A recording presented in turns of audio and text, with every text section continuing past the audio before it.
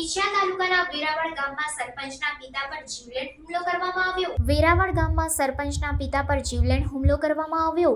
જયંતિભાઈ ગોહિલને સારવાર અર્થે વિછિયાની સરકારી હોસ્પિટલમાંથી વધુ સારવાર માટે આટકોટ કેડી પરવાડિયા હોસ્પિટલમાં રિફર કરવામાં આવ્યા. માથામાં અને હાથ પર ઈજા પહોંચી હતી. સરપંચના પિતા જયંતિભાઈ ગોહિલે જણાવ્યું હતું કે સરકારી કામમાં રૂપિયાનો તોડ પાણી કરવા માટે મારી પર જીવલેણ હુમલો કરવામાં આવ્યો છે. જયંતિભાઈ ગોહિલ દ્વારા વિછિયા પોલીસ સ્ટેશનમાં 2 લોકો વિરુદ્ધ પોલીસ ફરિયાદ દાખલ કરવામાં આવી છે. જયંતિભાઈ, આ જે મારામારીનો બનાવ બન્યો એ શું કારણને લઈ? મારામારીનો બનાવ એવો સાહેબ બન્યો છે કે મારો છોકરો છે પ્રકાશ. પછી ગામમાં પાણીની જરૂરિયાત હોય, હું કાયમી પાણી છોડવા ઓપરેટર હાજર ન હોય અમારે ભરતભાઈ, એટલે હું પાણી છોડતો હોઉં છું. પણ હું એક રિક્ષા લઈ અને પાનું લઈ અને સોરાવાળા વાલમાંથી છોડી અને જ્યારે એ રિક્ષા લઈને જ્યારે અમારા સંપ તરફ જતો પાણી, તે વચ્ચે ઉપસરપંચ અને અમારો પંચાયતનો સભ્ય ઉપસરપંચ વનરાજભાઈ ગોવિંદભાઈ બાવળિયા અને અશોકભાઈ મગાભાઈ મેર, આ લોકોએ 2 કોરથી ધોકા લાકડાના ધોકા લઈ અને હું હાંકતો ને પાદરાજ આવી અને 2 મારી ઉપર વાર કર્યો અને માથામાં 2 કોરથી ઘા કર્યો. પણ ના બીજા માણસો અમારે બધા આંકલા કર્યા એટલે એ લોકો અટકી ગયા. નગર આજ મને શાંતિ મારી નાખ્યા અને મેં આડા હાથ દીધા એટલે નગર મારો માથું તાજા મારી જ નાખવાના હતા. જૂની અદાવત કંઈ હતી અગાઉ? ને જૂની અદાવત અમારે કોઈ નથી.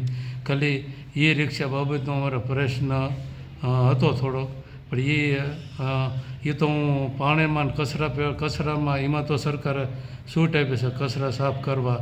તો આ લોકોની ઈર્ષા કે આપણે એ રિક્ષા ક્યાંય ગામમાં કાઢવી નહીં. તો હું ઘણીવાર રામજી મંદિરે અમે કચરું અમારે વાળતા હોઈએ.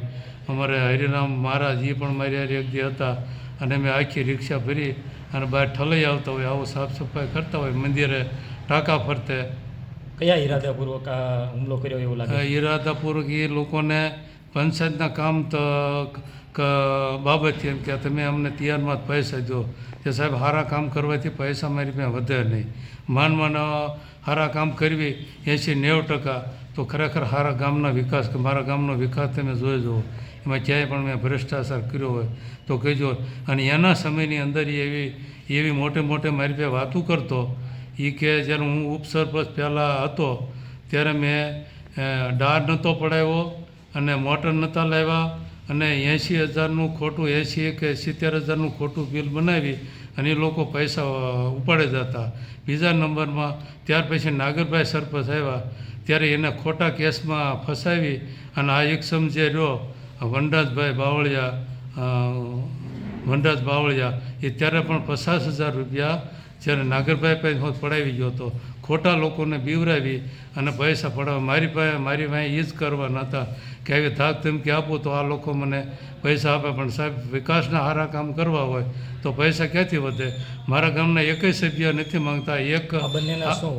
આ બેને એક હતો પંચાયતનો ઉપસરપંચ અને એક હતો સભ્ય. તૈયારમાં તો મને અમારી ટકાવારી આપી દો, આટલા ટકા, આવી રીતે કરી અને મને માર્યો છે.